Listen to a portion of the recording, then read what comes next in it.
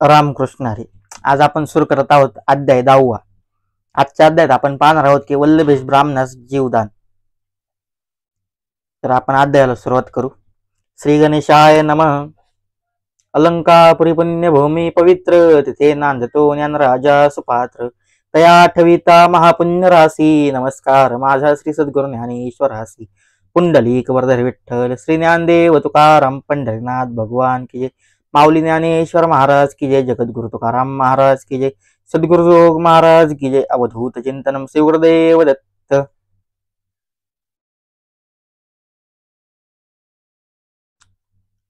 कथेला सुरुवात करू.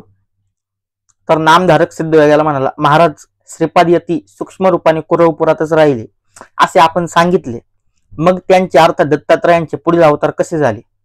सिद्ध म्हणाला, श्रीगुरूंचा महिमा अतर्क्य आहे. त्यांच्या लीलेचा कोणालाही थांग लागत नाही. ते कार्यासाठी अनंत रूपे धारण करू शकतात. भगवान विष्णू क्षीरसागरात वास करतात, पण भक्तांच्या उद्धारासाठी त्यांनी भूतलावर अनेक अवतार घेतले आहेत. ते तुलाही माहित आहे आणि मलाही माहित आहे. सृष्टीचक्र अव्ययात चालण्यासाठी एकमेव अद्वितीय असे ते परब्रह्म त्रिरूप झाले आहे. हे सर्व मान्य आहे. हे सामर्थ्य सर्वसामान्यांना आकलन होत नाही.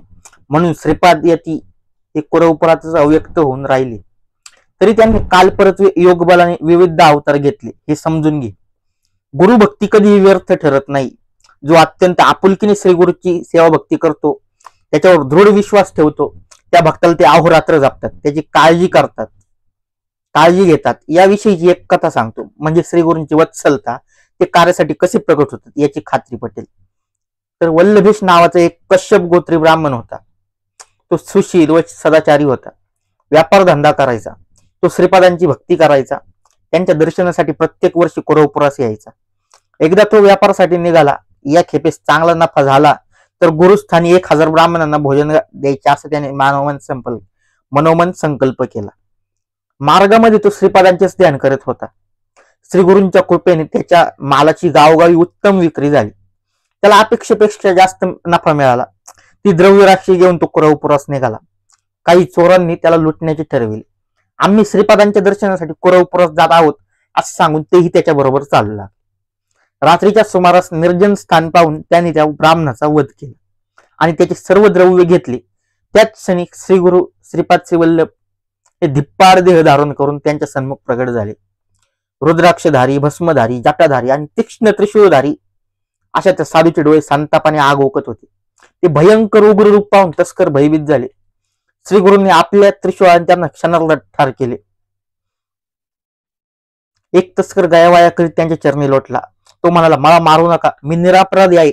या ब्राह्मणाला मी मारले नाही. माझे साथीदार याला मारतील असं मला जराही कल्पना नव्हती. मी याला वाचू शकलो नाही, मला क्षमा करा.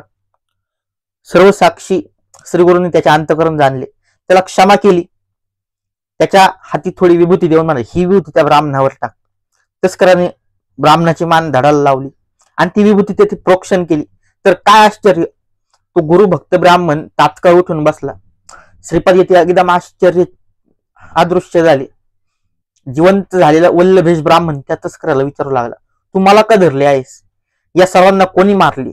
तस्कराने त्याला आधी घडलेली सर्व हकीकत सांगितली. तो म्हणाला, शंकरासारखा दिसणारा एक तपस्वी येथे आला होता.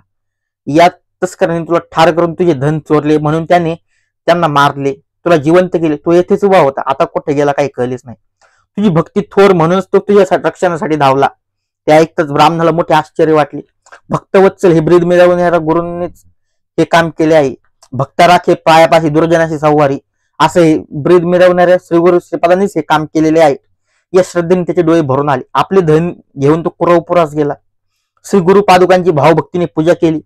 4 सहस्त्र ब्राह्मणांना भोजन दिले. असे आहे कुरवपूर क्षेत्राचे महात्म्य. श्रीगुरु श्रीपाद हे अदृश्य रूपाने तेथे निरंतर वास करतात. हे तू नीट मनात धर. भक्तांना त्यांच्या अस्तित्वाची आजही अनुभूती येते. श्रीपाद भक्तोद्धारासाठी लोकात प्रगट होतात. पुढे त्यांनी नरसिंह सरस्वती म्हणून अवतार घेऊन विलक्षण चरित्र दाखविले. नामधारक म्हणाला, सिद्धयोगी महाराज श्रीगुरूंची लीला करतो तो अचंबित करणारे आहे. आता मला नरसिंह सरस्वती स्वामींची चरित्र ऐकविण्याची कृपा करा. अध्याय 10 समाप्त. लवकरच आपण 11वा अध्याय घेऊन येत आहोत. तर व्हिडिओ आवडल्यास लाईक करा, शेअर करा आणि आतापर्यंत आपल्या युट्यूब चॅनल जर तुम्ही सबस्क्राईब केलं नसेल तर लवकरात लवकर जाऊन सबस्क्राईब करा, लवकरात लवकर जाऊन सबस्क्राईब आणि करा आणि डेली अपडेट्ससाठी बेल आयकॉनवर क्लिक करा. पुंडलिक वरदर विठ्ठल श्री ज्ञानदेव तुकाराम पंढरीनाथ भगवान की जय. माऊली ज्ञानेश्वर महाराज की जय. जगद्गुरु तुकाराम महाराज की जय. सद्गुरु जोग महाराज की जय. अवधूत चिंतन श्री गुरुदेव दत्त. रामकृष्ण हरी.